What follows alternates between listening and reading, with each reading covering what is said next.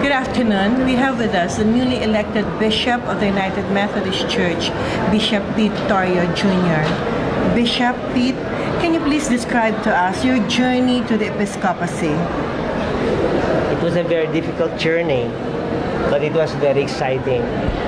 It was a journey of faith, it was a journey of obedience, it was a journey of meeting new people from all walks of life, and most of all, it's a journey of discerning God's purpose in my life as I joined the Episcopal race.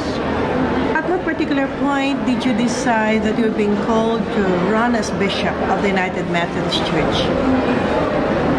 I had been thinking about it for years, but I think the turning point came sometime in 2010.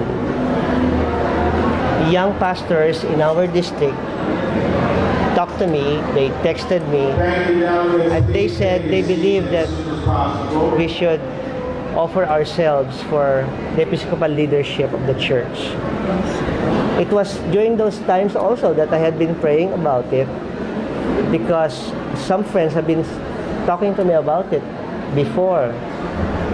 It's just that I never really sat down to decide and say, hey, this is the time for it. And when you decided to join the race for the episcopacy, did you consider other factors, like for instance, financial resources, the machinery that you needed to have, the support that you needed to have from different regions in order to make it as a bishop of the United Methodist Church? When it comes to logistics, I don't think I have much of that, but I have decided as early as 2010 that my campaign will be limited to visiting official church activities, yes, attending bishopables forums or candidates forums, sending out my brochures, yes, to delegates, and I am not going to focus on the traditional house-to-house or door-to-door campaign. Or crisscrossing the whole archipelago? Yes. I'm not going to do that. I decided that's not what I'm going to do. I'm just going to limit my activities so that I will limit the funds that I'm going to use. What is your decision now, considering that you have made it to episcopacy? What sort of legacy would you like to leave, after 4 years as a bishop? What kind of projects will you, go into? What kind of mission activities are you planning to activate in your particular area? Oh, there are lots that I have in mind right now, but more simply, I want to respond to the most basic needs. Number one, we have to go back to our Wesleyan tradition, our Wesleyan witness, so that it becomes a comfortable thing for us to be sharing our faith to others. We start with personal evangelism and then put some structure into it so that it becomes a way of life for the local church. Church planting should come next, because if we make our personal witness to communities and places where the gospel had not been widely promoted yet, or there had been no gospel witness yet, then the next step is to establish communities of faith. Next is the establishment of very strong small group ministries. We have started covenant discipleship groups in our district, and I want that to be strengthened all over the Episcopal area. They say that the person-to-person approach is not the mode of evangelism right now, but people are saying we should be going back to John Wesley's method of small groups. Many churches have copied that, and I believe that it is something that we should recapture and recover as a Methodist. It's part of our Methodist DNA. Very much part of my agenda is proper ministries.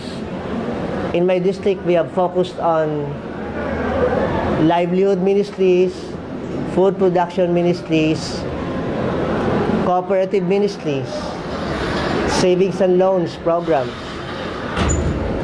We have established Butika sa Kapilya, or what we may understand in English as church-based pharmacies or church-based drugstores. I believe there is a place for all of this in the whole area. We have actively focused on barangay chaplaincy, where United Methodist pastors become official barangay chaplains of communities. We want that to share to the whole area. You see, the church must find many ways wherein we can be in contact with those who do not belong to the church. That's right. And these ministries are very important opportunities for that. Okay. And also, I'd like to know, Bishop, what is your stand, more or less, on how you're going to cooperate with one another in the different areas of the United Methodist Church here in the Philippines? Because, like Bishop Juan was speaking about unity, as a team unity among bishops. What is your opinion on that particular matter? Well, it starts with the trusting and respectful relationship. We begin to be united on the basis of trusting and respecting each other. Without those two elements to jumpstart the relationship, I don't think we are going to go anywhere. Mm-hmm. Because I've seen that particular areas have kanya-kanyang activities. There's no particular synchronization or synergism among the three different areas. Like the bishops were doing, things independently on their own. So is there more or less a move towards coming together among the three episcopal areas to at least put up a flagship project, as you would call it that, among the three areas in the United Methodist Church here in the Philippines? To begin with, we participated in an interagency strategic planning activity. And the result of that activity had been properly delivered and approved by the Central Conference. So I believe that all episcopal areas should work within that framework. But it is a general framework. Yes. The specific details should be worked out according to the contexts of the different episcopal areas. Because as of now, you still do not know where you're going to be assigned, right? Yes. I still do not know. So you do not have, do you have any preferences on what area you would like to be assigned to?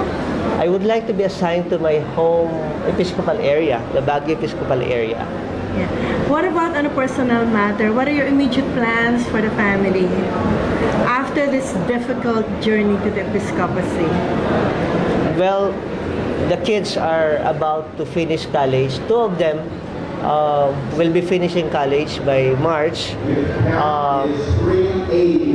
The last one, the second one is going to graduate. So the only one left is a graduating senior high school student. So that means I will have more free time for ministry. And the kids are just so excited to explore their own world. I believe that we have developed the Christian foundation in their lives, and they're ready to go out into the world. A parent should be able to give them roots for their Christian faith, for their foundation, but a parent must also be able to give them wings so that they will be prepared to explore and create their own world. Any plans to add to the brood? No more. I think wait. Yes, my wife and I are planning to adopt a child. We had been talking about it, we've been praying about it, and I think because the second child is graduating from college next year, I think it's about the right time. Bishop, you're aware of the pitfalls of the episcopacy, as we have seen some other bishops have gone wayward because of the temptations of the office. How do you now insulate yourself? To a certain extent, how can you minimize the temptations or the pitfalls of the office? Well, my uncle who died many years ago, when I decided to become a pastor, warned me against 3 Gs: guns, gold, and girls. That seems to be the pitfall of Filipino politicians, but bishops are no different. Or he mentioned, to put it in another way, the 3 Fs, like fortune, fame, and females. I don't know, that's oriented towards the male person. That's right, that's right. But it only goes to show that when the focus shifts from a Christ-centered life to the standards and values of the world, then you're going into those pitfalls. In more practical terms, my wife once asked me, why are you always praying that God will make you a faithful husband? And I told her, there are many spiritual giants in the history of Christianity who committed adultery. I'm just a very small person. I am unknown compared to these spiritual giants. They are so mature, they have high education, they have so many experiences, but they failed in that. So every husband, every wife should every day or at every opportunity ask God, please, God, help me to become a faithful spouse. And I think that should apply to all other pitfalls. Thank you very much, Bishop Pete, for giving us your time. We are going to pray for for God's blessings on your ministry. God bless. Thank you very much.